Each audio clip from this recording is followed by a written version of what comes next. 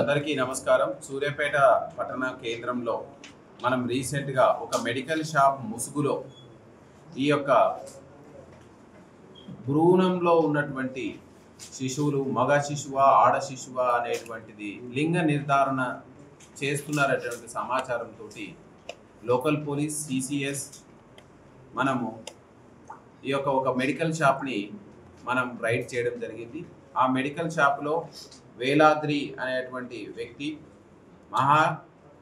Mahaganapati medical shop సంబంధించి ఆ medical షాప్లో అతను ఎలాంటి పర్మిషన్ లేకుండా చట్టానికి విరుద్ధంగా లింగ నిర్ధారణ పరీక్షలు చేస్తున్నట్లు మనకు సమాచారం రావడం జరిగింది. దాని మీద పోలీసులు సెర్చ్ చేస్తే అతని షాప్లో అక్రమంగా ఎలాంటి పర్మిషన్ లేకుండా అల్ట్రాసౌండ్ మిషన్స్ని మనం కనుక్కొని దాని కేసు నమోదు చేయడం జరిగింది. సో ఈ సందర్భంగా మనం సూర్యాపేట జిల్లా ప్రజానికానికి తెలియజేసేది ఏంటంటే లింగ నిర్ధారణ పరీక్షలు అనేవి భారతీయ చట్టాల ప్రకారం నేరము. గర్భంలో ఉన్న శిశువు మగ శిశువా ఆడ శిశువా అని తెలుసుకొని భ్రూణ హత్యలకు పాల్పడడం అనేది చట్టరీత్యా నేరము. దానికి లింగ నిర్ధారణ పరీక్షలు చేయడానికి అసలు ఈ చట్టంలో ఎలాంటి ప్రొవిజన్స్ లేవు. ఓన్లీ అల్ట్రాసౌండ్ మిషన్స్ కానీ ఇంకా వేరే మిషన్స్ ఏమైనా గర్భంలో అబ్నార్మాలిటీస్ ఉన్నాయా, గర్భంలో పెరుగుతున్న శిశువు ఎలా ఉన్నారు, వాళ్ళ ఆరోగ్యం ఎలా ఉన్నారు, దానికి కూడా కన్సర్న్ డిపార్ట్మెంట్ నుంచి పర్మిషన్లు తీసుకున్న తర్వాతనే ఈ యొక్క అల్ట్రాసౌండ్ మిషన్ని ఉపయోగించాలి. కానీ ఎవరైతే ఈ యొక్క ప్రొవిజన్స్ దాటి అల్ట్రాసౌండ్ మిషన్స్ని వాళ్ళ యొక్క వ్యక్తిగతమైనటువంటి లబ్ధి కోసం ఉపయోగిస్తున్నారో, లింగ నిర్ధారణ పరీక్షలు చేయడానికి ఉపయోగిస్తున్నారో వాళ్ళ మీద చట్టరీత్యా చర్యలు తీసుకోవడం జరుగుతుంది. అదేవిధంగా ఈ యొక్క స్కానింగ్ చేయడం, భ్రూణంలో ఉన్నటువంటి గర్భంలో ఉన్నటువంటి శిశువు ఆడ శిశువా మగ శిశువా తెలపడం కూడా నేరమే. అలా విధంగా తెలిపేటువంటి వ్యక్తులు, స్కానింగ్ చేసే వ్యక్తులు, వాళ్ళను పురమాయించే వ్యక్తులు, దానికి తోడ్పాటును అందించే వ్యక్తులు అందరి మీద మనం చట్టరీత్యా చర్యలు తీసుకుంటాం.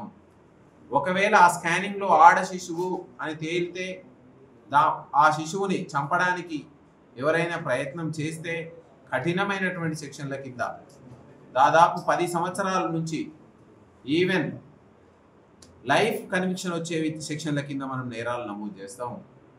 అదేవిధంగా ఒకవేళ ఆ విధంగా గర్భ విచ్ఛిత్తి పాల్పడే దశలో ఆ స్త్రీకి ఏమన్నా అపవాదు, ఆ స్త్రీకి ఏమైనా మృత్యువు సంభవిస్తే ఇది మర్డర్ కేసు కింద, మర్డర్ కేసుతో సమానంగా ఇంకా అంతకంటే ఎక్కువ గ్రావిటీ ఉన్న నేరంగా మనం చేస్తాము. వాళ్ళకు 10 సంవత్సరాల పైనుంచి మరణశిక్ష పడేంత వరకు మనకు ప్రొవిజన్స్ ఉన్నాయి. కాబట్టి ఎవరు కూడా సూర్యాపేట జిల్లా వ్యాప్తంగా ఉన్నటువంటి ప్రజానికానికి లింగ నిర్ధారణ పరీక్షలు చేయడం, చేయించుకోవడం, దాన్ని పురమాయించడం, దాన్ని ప్రోత్సహించడం, అదేవిధంగా ఈ PCPNDT యాక్ట్ 1994లో వచ్చినటువంటి యాక్ట్, దీని ప్రకారం మనం కేసులు నమోదు చేసి వాళ్ళ మీద చర్యలు తీసుకోవడం జరుగుతుంది.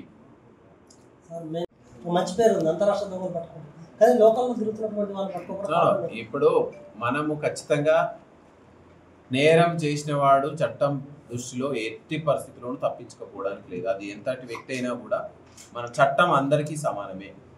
సో అది పారిపోయినటువంటి నేరస్తుల మీద ప్రత్యేకమైనటువంటి నిఘా ఉంటుంది. మీ అందరికీ తెలుసు, చట్టంలో ఉన్నటువంటి వెసులుబాటుని నేరస్తులు ఉపయోగించుకుంటే తప్ప, చట్ట పరిధిలో వాళ్ళు ఏమైనా వెసులుబాటు పొందితే తప్ప ఎట్టి పరిస్థితుల్లోనూ వాళ్ళ అరెస్ట్ తప్పదు. వీళ్ళ మీద ఏమేమి సెక్షన్లు పెట్టారు సార్? ఇప్పుడు వీళ్ళ మీద మనము PCPNDT యాక్ట్ అని ఆ 1994 చట్టం ప్రకారం ప్రొవిజన్స్తో పాటుగా మనకు కొత్తగా వచ్చినటువంటి భారతీయ న్యాయ సంహిత 2023లో ఉన్న ప్రొవిజన్స్ ప్రకారం వాళ్ళ మీద సెక్షన్లు మనం పెట్టడం జరిగింది. ఇంకా దాన్ని దర్యాప్తు దశలో ఉంది.